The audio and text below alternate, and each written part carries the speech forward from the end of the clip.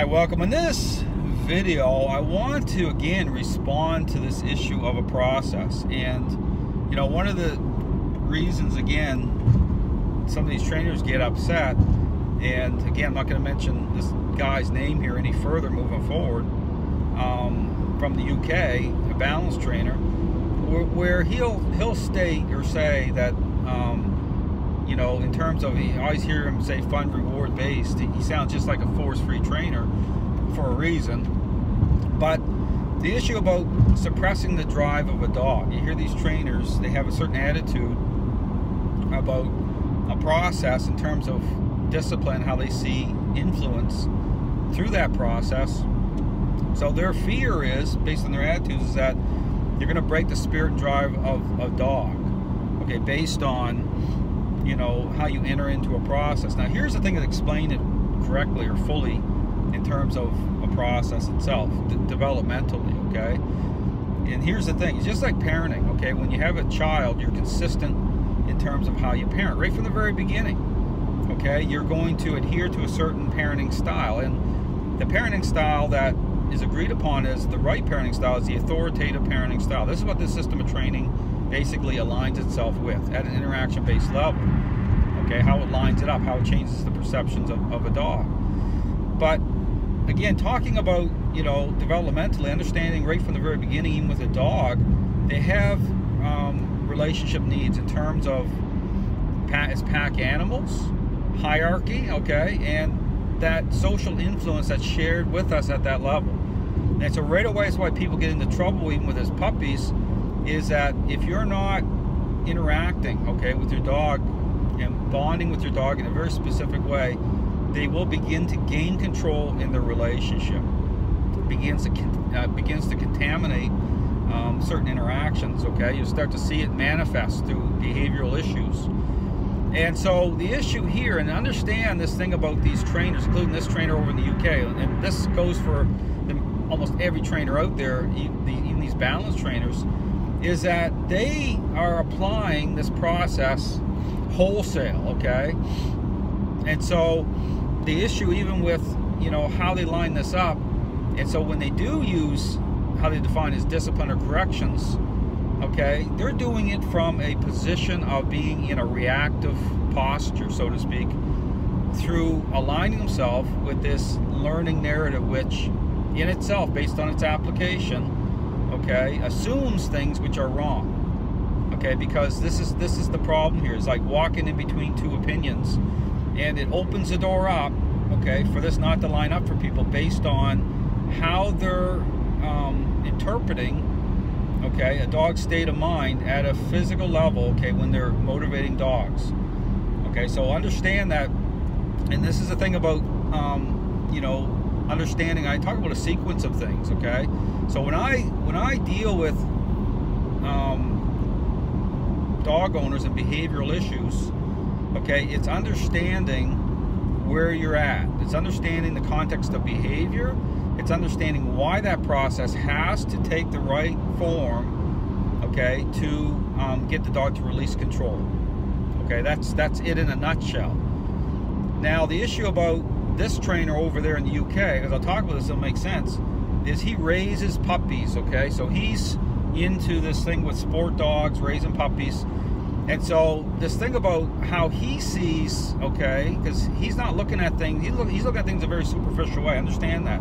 Otherwise he wouldn't be in agreement with this learning narrative to begin with. Just, I want to make a point about that. But to go further with this is that, here's the point, is I can work within the framework of learning. I can adopt that and use that as kind of my pivot point and filter through that way how I think and how I'm setting up a picture, and it be overridden, the negative aspects of it be overridden based on how the totality of the relationship based on how I think.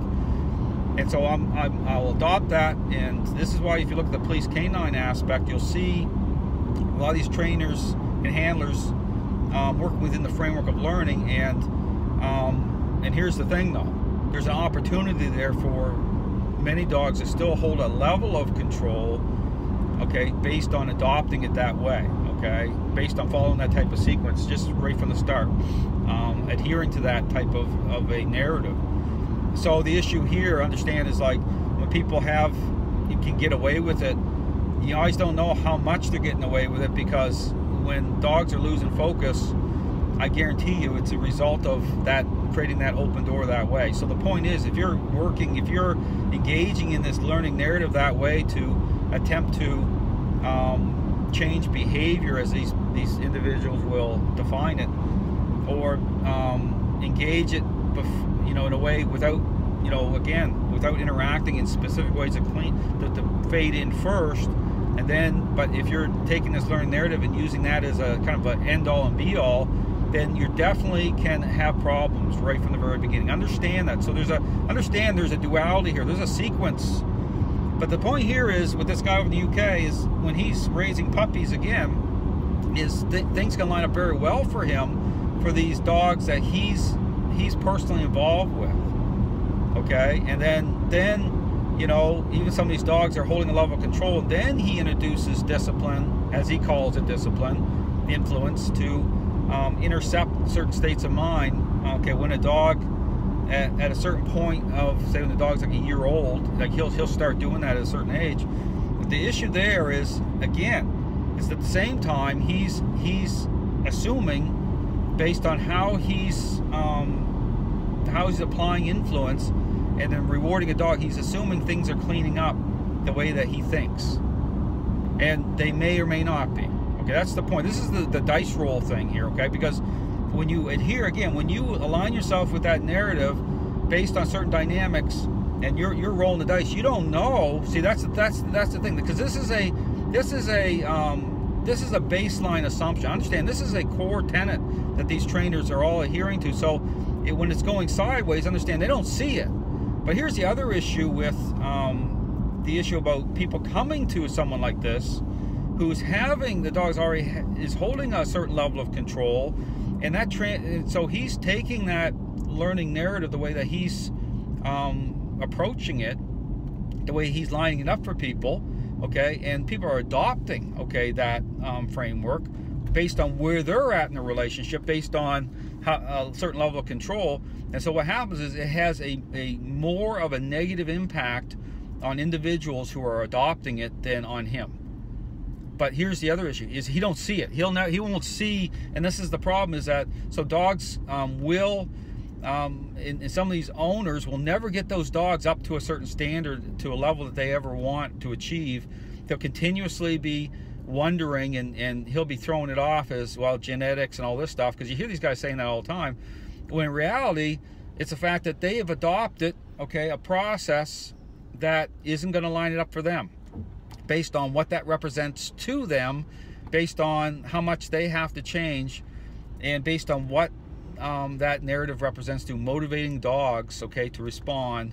And then even when they're trying to incorporate discipline in, it's not enough, because it's not generating what needs to happen based on a process. Okay, so therefore, but if they adopt it, see, and this is where people can't and this is the problem, is that when the dog has a certain level of control based on, okay, where you're at, and based on what needs to be generated, it has to go into this interaction-based level for a period of time to fade that person in, and then at a certain point you can begin to apply motivators.